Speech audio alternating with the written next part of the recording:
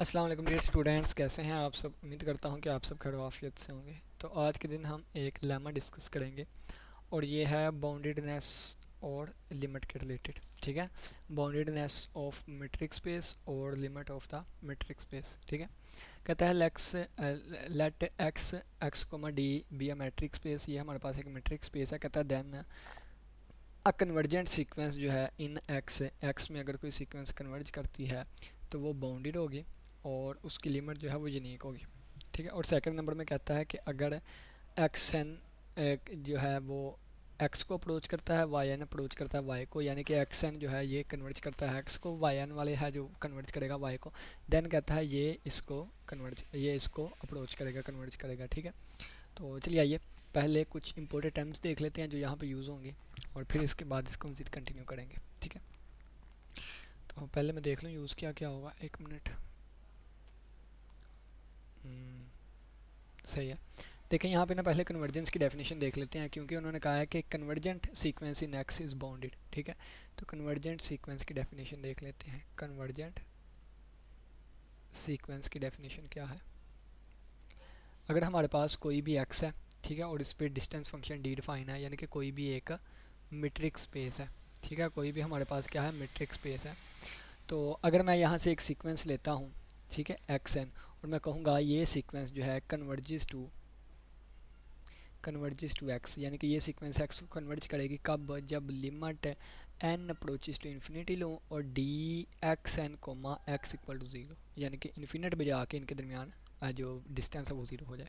इसको इस तरह भी लिखा जा सकता है कि limit n approaches to infinity, जब एक्स एन की लिमिट लेंगे तो आंसर एक्स आएगा।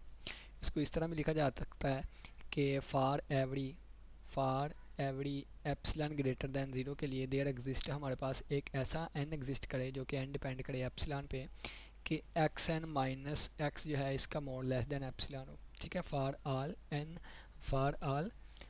N greater than or equal to n के लिए अकेला ग्रेटर दैन लिख लें। ठीक है, ग्रेटर दैन एन के लिए कई बुक्स में ग्रेटर दैन लिखा होता है, कई में greater than or equal to लिखा होता है।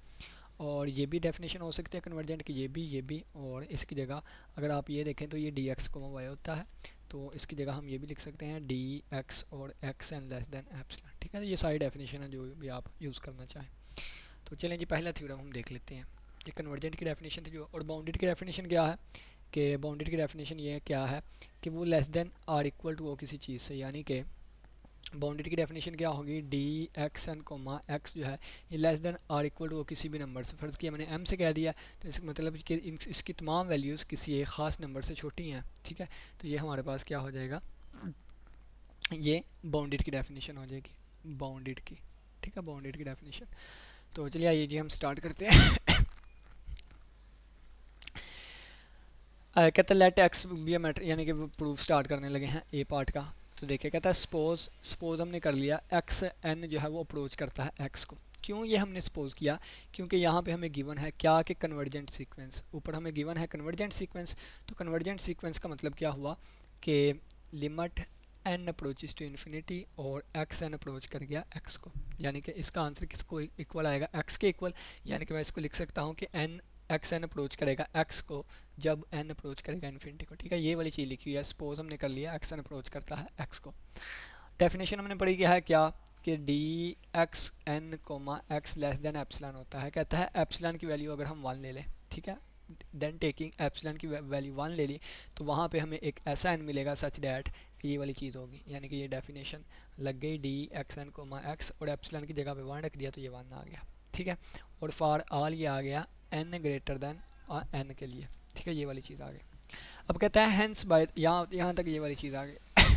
ठीक है, आगे देख कहता है hence the by the triangular inequality m four triangular inequality कौन सी होती है कि डी एक्स कोमा वाई जो है वो लेस दैन और इक्वल टू होता है d x comma g plus d g comma y. ये ट्राइंगुलर इनइक्वालिटी हमने पढ़ी थी कि अगर दो पॉइंट्स हैं इनके दरमियान तीसरा पॉइंट लेके आएँ और इनकी डी अलग अलग कर दें उनका डिस्टेंस फंक्शन, तो ये लेस दैन और इक्वल टू आ जाता है।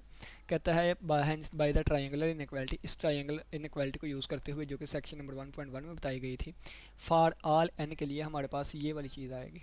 ठीक है ना, इसको समझिए, ये वाली चीज़ इंपॉर्टेंट है। और वेयर ए क्या है, ए हमारे पास ये वाली चीज़ है। ये ना चीज़ समझने वाली है, एक मिनट, ये चीज़ समझने वाली है, आपको समझाता हूँ साइड पे। कलर चेंज कर लूँ ना, चलें जी देखें कि डी एक्स एन कोमा मैं एक्स लिखने लगा हूँ और इसको मैं लिखूँगा डी एक्स से स्टार्ट होके, यानी कि इस पर ना ट्राइंगुलर इनइक्वालिटी में कैसे यूज़ करूँगा देखें कि ये हमारे पास अगर कोई मेट्रिक स्पेस है, कोई भी मेट्रिक स्पेस में ले लेता हूँ, ये हमारे पास मेट्रिक स्पेस है, ठीक है, ये मेट्रिक स्पेस है हमारे पास एक्स, इसमें ये हमारे पास पॉइंट है और ये पॉइंट आहिस्ता आहिस्ता आहिस्ता आहिस्ता एक दूसरे के करीब होते जाएंगे, यानी कि कन्वर्ज करेंगे ना तो इनका डिस्टेंस कम होता जाएगा, इन्फिनिटी पे पहुंच के ना इनका डिस्टेंस जो है वो ज़ीरो हो जाएगा इस तरह। अब यहाँ पे हमने ये वैल्यूज़ है सारी, यहाँ पे कहीं हम कैपिटल एन ले लेते हैं, यहाँ पे कहीं कैपिटल एन, ठीक है, ये 1 वैल्यू हो गई, ये 2, ये 3, ये 4, यानी कि ये सारी स्मॉल एन की वैल्यूज़ हैं, एन की वैल्यू 1, एन की वैल्यू 2 और सो ऑन एन की वैल्यू एन। तो एन की वैल्यू एन, यहाँ पे एन की वैल्यू 1 थी, यहाँ पे एन की वैल्यू 2, यहाँ पे एन की वैल्यू 3 और सो ऑन यहाँ पे कैपिटल एन हो गई, ठीक है। और इसके लिए मैं यहाँ पे एक ओपन बॉल ड्रा कर लेता हूँ इस तरह कि इसके लिए इसके अंदर अंदर ये हमारे पास, यानी कि n ग्रेटर देन n के लिए हमारे पास d x comma x n जो होगा वो लेस देन एप्सिलॉन हो जाएगा, ठीक है, लेस देन एप्सिलॉन हो जाएगा। लेकिन ये बाहर वाले पॉइंट्स के लिए, यानी कि इस अंदर वाले पॉइंट्स के लिए ये जो डिस्टेंस है ना ये एप्सिलॉन से कम हो जाएगा, ठीक है, अंदर वाले पॉइंट्स के लिए डिस्टेंस कम हो जाएगा। अब क्या करता हूँ मैं एक मिनट कलर चेंज कर लूँ अब देखें, अब लेकिन मैं यहाँ से लेके ना यहाँ तक का मैक्सिमम फासला ए कह देता हूँ, ठीक है, या आप इस तरह कह लें, ठीक है, एट द एंड हमने इसको बाउंड्री शो करवाना है, ठीक है, बाउंड्री शो, या आप यहाँ से लेके यहाँ तक का फासला ए ले लें। तो क्या करते हैं हम, यहाँ से यहाँ तक का जो मैक्सिमम डिस्टेंस है इसको हम ए कह लेते हैं। तो अगर आप देखें तो ये दो चीज़ों में टूट गई, एक ये वाली चीज़ और एक यहाँ से लेके यहाँ तक, यानी कि अगर हमने फॉर ऑल एन के लिए बात करनी है, ये तो उसके लिए है जब n less than or equal to n है, और ये चीज़ किसके लिए है, n ग्रेटर दैन n के लिए। लेकिन अगर मैंने फॉर ऑल n के लिए बात करनी है तो ये चीज़ क्या आएगी, ये चीज़ इक्वल होगी किसके, ये एक d x n comma x है, ठीक है, पर ये किसके लिए है जब n less than or equal to n है, और प्लस ये आ जाएगी d x comma x n, और ये किसके लिए है, ये हमारे पास उनके लिए जब n ग्रेटर दैन n के लिए होगा, ठीक है।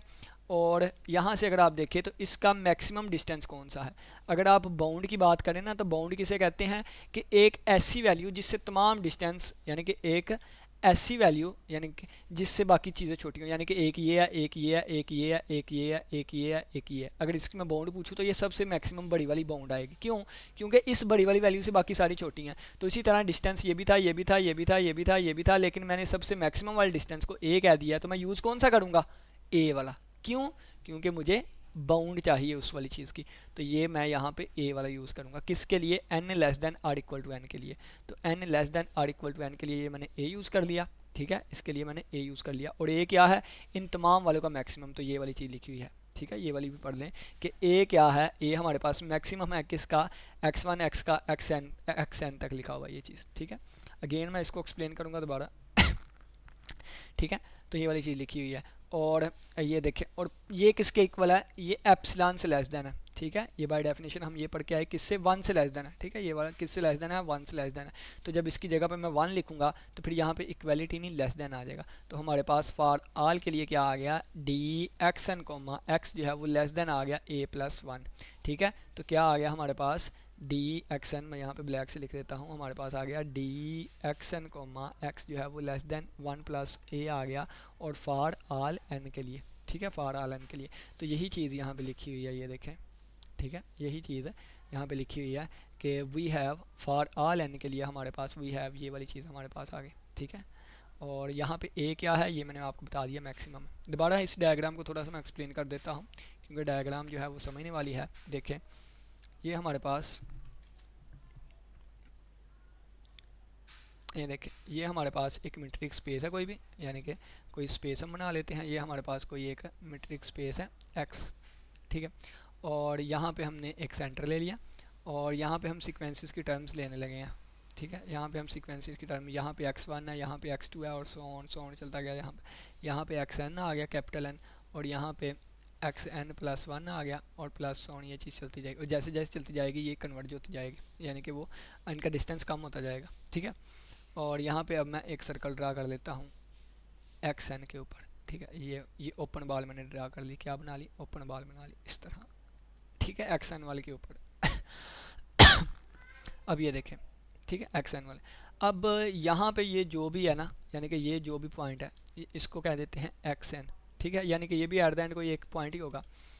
अब अगर मैं डिस्टेंस लूँ ये एक्स वन और एक्स वन वाले का, ठीक है, यानी कि एक्स वन और एक्स वाले का डिस्टेंस लूँ, यानी कि अगर इसको एट द एंड ये एक्स ही है कोई ना कोई पॉइंट, और अगर एक्स टू का एक्स से लूँ, एक्स थ्री का एक्स फोर से लूँ, एक्स टू का एक्स से लूँ, एक्स थ्री का एक्स थ्री से लूँ, ठीक है, तो इन और सो ऑन एक्स एन का एक्स एन से लूँ, एक्स एन का, और यहाँ पे कोई पॉइंट है ना एक्स, कोई भी हम पॉइंट ले लें, तो एक्स एन का एक्स से लूँ, तो मैंने डिस्टेंस कौन सा उठाना है जो कि इनमें सबसे मैक्सिमम है, ठीक है, जो इनमें सबसे मैक्सिमम डिस्टेंस होगा मैं वो लूँगा, ठीक है, और इस मैक्सिमम डिस्टेंस वाले को हम नाम देंगे किसका, ए का, ठीक है। और यहाँ पे ये जो डिस्टेंस होगा ये लेस देन क्या होगा, ये लेस देन वन होगा, ठीक है, क्योंकि हमने पढ़ा है कि d x n comma x जो है वो लेस देन वन होगा, किसके लिए, एन ग्रेटर देन एन के लिए, और इसके लिए जो चीज़ बात की जा रही है वो n less than or equal to n के लिए था, ठीक है, यानी कि ये छोटी वैल्यूज़ के लिए। तो फिर अगर मैं फॉर आल एन के लिए मैंने बात करनी है, तो फॉर आल एन के लिए इसकी सबसे बड़ी वैल्यू ए आ जाएगी और प्लस इसकी जगह पे वन आ जाएगा, तो ये वाली चीज़ हमारे पास बन जाएगी, ठीक है। और ये देखें ये वैल्यू इससे छोटी आ गई, तो ये हमारे पास क्या आ गई, इसकी बाउंडेड आ गई, ठीक, बाउंडेडनेस, तो हमारे पास साबित हो गया कि ये बाउंड है, ठीक है, तो ये बाउंडेडनेस हमारे पास साबित हो गई। और नेक्स्ट क्या लिखा हुआ है, the show that x n is bounded, ये शो हो गया एक्स एन बाउंड करती है। अब नेक्स्ट इसी का सेकंड पार्ट था कि बाउंड तो हमारे पास साबित हो गई, इट्स लिमिट इज़ यूनिक इसकी जो लिमिट आएगी वो यूनिक आएगी। तो लिमिट का मैंने आपको बताया है दोबारा कि देखें कि एक्स एन जो है वो एक्स को अप्रोच करता है, यानी कि लिमिट इसका मतलब क्या है, n approaches to infinity x n is equal to x, तो इसको ऐसे भी लिखा जा सकता है, ऐसे भी लिखा जा सकता है, यानी कि एक्स। अब मैं कहता हूँ एक्स एन एक्स को नहीं अप्रोच करता, बल्कि एक्स एन जो है वो जी को भी अप्रोच करता है, ठीक है, एक्स एन जो है वो जी को भी, यानी कि दो लिमिट्स आ रही हैं ना, यानी कि limit n approaches to infinity x n का आंसर जी भी आ रहा है, तो इससे ये वाली चीज़ लिख ली और इससे ये। मैं कहता हूँ कि लिमिट यूनिक नहीं आ रही, दो आ रही हैं, ठीक है, लिमिट दो आ रही है। अब मैं ट्रायंगुलर इनइक्वालिटी यूज़ करने लगा हूँ, तो मैं यहाँ पे लिखूँगा डी एक्स कोमा जी, एक्स और जी के दरमियान जो डिस्टेंस है, इस पर ट्रायंगुलर इनइक्वालिटी कि अगर इनमें मैं एक पॉइंट यूज़ कर लूँ, कौन सा, यानी कि अगर इसमें ये less than or equal to होगा d x comma x n और plus d x n comma d x m को एक्स एन कोमा जी आ जाएगा ठीक है। अब ये देखें, अगर ये अप्रोच करता है किसको, जी को, तो इसका मतलब क्या है कि limit n approaches to infinity और d x n comma x n comma g का आंसर ज़ीरो आएगा। ये भी हमारे पास डेफिनेशन होती है कन्वर्जेंस की, और ये भी कन्वर्जेंस की डेफिनेशन यहाँ पे लगाएंगे तो आ जाएगा d x n comma x का आंसर ज़ीरो आएगा जब लिमिट एन अप्रोच करेगी इन्फिनिटी को, ठीक है। तो यानी कि इसका भी आंसर ज़ीरो आ गया, इसका भी आंसर ज़ीरो और इसका भी आंसर ज़ीरो, यानी कि ये चीज़ भी ज़ीरो को अप्रोच करेगी और ये चीज़ भी ज़ीरो, ये भी ज़ीरो को अप्रोच कर गई, ये भी अप्रोच कर गई, यानी कि डी एक्स कोमा जी जो है वो अप्रोच कर गया ज़ीरो को। और इसका आंसर ज़ीरो कब आता है, तो डी एक्स कोमा जी का आंसर अगर ज़ीरो आता है तो हम प्रॉपर्टी पढ़ के आए कि इसका आंसर उसी वक्त ज़ीरो आता होता है, कब, जब एक्स बराबर हो जी के। तो हमारे पास साबित हो गया कि जो हम एक्स और जी लेके चले थे वो आपस में इक्वल है, ठीक है। मीट्रिक स्पेस की सेकंड प्रॉपर्टी होती है कि डी एक्स कोमा जी जो है वो ज़ीरो के इक्वल आ रहा है, तो इसका मतलब दोनों पॉइंट्स आपस में क्या है, इक्वल है क्योंकि हम मैट्रिक स्पेस में बात कर रहे हैं, मैट्रिक स्पेस में इस वजह से अगर ये प्रॉपर्टी है तो वो ज़ाहिर सी बात है दोनों पॉइंट आपस में इक्वल होंगे। तो जो हमने लैदा लैदा लिए थे वो लैदा लैदा नहीं है बल्कि सेम ही है। तो ये लिखा हुआ है अज्यूमिंग डैट कि ये इसको भी है और इसको भी, तो M4 यानी कि ट्रायंगुलर इनइक्वालिटी के जरिए हमने लिख दिया। इसका आंसर ग्रेटर दैन जीरो आना है, मैट्रिक स्पेस की पहली प्रॉपर्टी कहते हैं। इस पर ट्रायंगुलर इनइक्वालिटी ले ली, ये हमने बाई डिफॉल्ट प्रॉपर्टी आ गई। ये जीरो के इक्वल क्यों, क्योंकि ये वाला हमने अज्यूम किया हुआ है, ये इसके इक्वल क्यों, क्योंकि ये वाला हमने अज्यूम किया हुआ है। तो इसका मतलब क्या आ गया, यानी कि अगर ये जीरो को अप्रोच करता है, ठीक है, तो इसका मतलब दोनों पॉइंट इक्वल होंगे, ये दूसरी प्रॉपर्टी होती है, ठीक है, ये वाली चीज़। तो हमारे पास ये प्रूव हो गया कि लिमिट जो है वो अगर आ रही है तो वो क्या आएगी, यूनिक लिमिट आएगी। कौन सी, यूनिक लिमिट। अब नेक्स्ट देखें, अब दूसरे पार्ट में क्या है, दूसरे पार्ट में हमने साबित करना है कि अगर एक्स एक्स को अप्रोच करता है, वाई वाई को अप्रोच करता है, फिर d x n comma y n d x comma y को अप्रोच करेगा, ठीक है। अब इसको साबित करने लगे हैं, देखें एक्स एन एक्स को अप्रोच करता है, वाई एन वाई को अप्रोच करता है, देन हमारे पास d x n comma y N approach करे डी एक्स कोमा वाई को, यही है ना, देख लेते हैं एक दफ़ा हाँ एट द एंड यही चीज़ लिखी हुई है, हाँ यही चीज़ है, ठीक है। ये सेकंड पार्ट अब हम करने लगे हैं। इस पे ना मैं इस वाली चीज़ को लेकर चलने लगा हूँ, ये कि d x n comma y n, इस पे ट्रायंगुलर इनइक्वालिटी यूज़ करने लगा हूँ। इसमें 2 पॉइंट्स एंटर कर लेता हूँ, d x n comma x हो गया और प्लस फिर एक्स से वाई हो गया, फिर प्लस वाई से वाई एन हो गया। ठीक है, ये वाली चीज़। अब इस वाली चीज़ को मैं उठा के इधर ले आता हूँ, नेगेटिव का हो जाएगा, या दोनों तरफ हमने सब्ट्रैक्ट कर दिया, जैसी मर्ज़ी आप समझ लें। ठीक है, तो ये वाई एन और माइनस डी, और ये बन जाएगा एक्स कोमा वाई, और ये less than or equal to आ जाएगा डी एक्स कोमा एक्स, ये भी वैसे ही रहा और ये भी वैसे ही रहेगा, और plus d y comma y n, ये वाली चीज़ हो गई। अब देखें, अब इसको ना इक्वेशन नंबर 1 का नाम दे दें।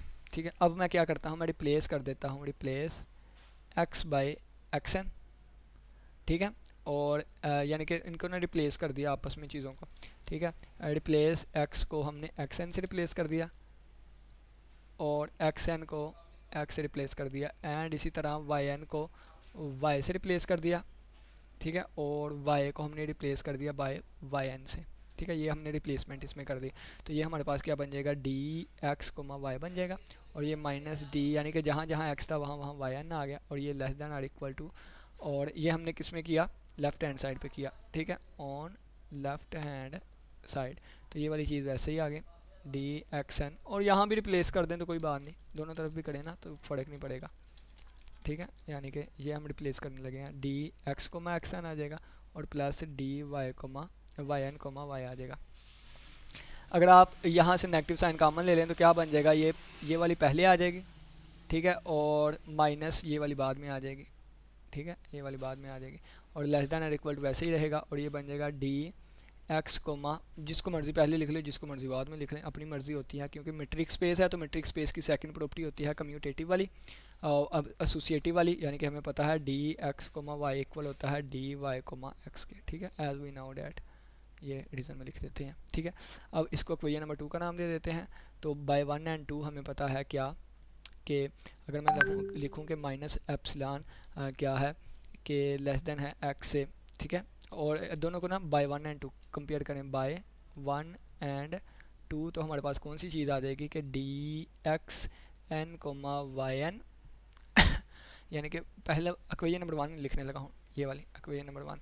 ठीक है, d x n comma y n minus d x comma y less than or equal to किसके है, d x n comma x plus d Y N comma y लिख लें, और ये चीज़ क्या है, ये चीज़ आगे less than or equal to है, इक्वेशन नंबर 2 से लिखने लगा हूँ। ये चीज़ less than or equal to कैसे है कि इन दोनों तरफ नेगेटिव से मल्टीप्लाई करवाया तो ये इनइक्वालिटी चेंज हो जाएगी, यानी कि दोनों तरफ अगर नेगेटिव से मल्टीप्लाई करवाऊंगा ना तो ये बन जाएगी d x n comma y n और minus d x comma y, और ये आ जाएगा यहाँ पे greater than or equal to d बन जाएगा। इसके साथ नेगेटिव, इसको ना इस तरह करते हैं, 1 मिनट, इस पर दूसरा तरीका लगाते हैं, आसान वाला, आसानी वाला तरीका लगाते हैं इस पर। 1 मिनट, आसानी वाला तरीका देखें, बाय 1 एंड 2 हमारे पास क्या आएगा कि पहले मैं 1 वाली लिख लेता हूँ, तो d x n comma x plus x n comma y n, x n comma y n और minus d x comma y, और ये मैंने किसको लिख लिया, ये मैंने इक्वेशन नंबर इनइक्वालिटी नंबर 1 को लिख लिया। ठीक है, और इनइक्वालिटी नंबर 2 क्या है, बिल्कुल यही है, सिर्फ यहाँ पे माइनस लगा हुआ है, तो यानी कि मैंने प्लस माइनस दोनों को इकट्ठा करके इस तरह लिख लिया। प्लस माइनस लिखा हो तो ये मोड को ज़ाहिर करता होता है। ठीक है, प्लस माइनस लिखा हो तो ये मोड, ये 9th क्लास में भी कंसेप्ट मौजूद है। ठीक है, तो ये वाली चीज़ ज़ाहिर हो गई, ये वाली चीज़ साबित हो गई, और ये हमारे पास इसका मतलब क्या है कि इसकी absolute value less than or equal to इसके है, तो इसका मतलब है कि ये हमारे पास कन्वर्ज करेगा, x n comma y n है माइनस डी,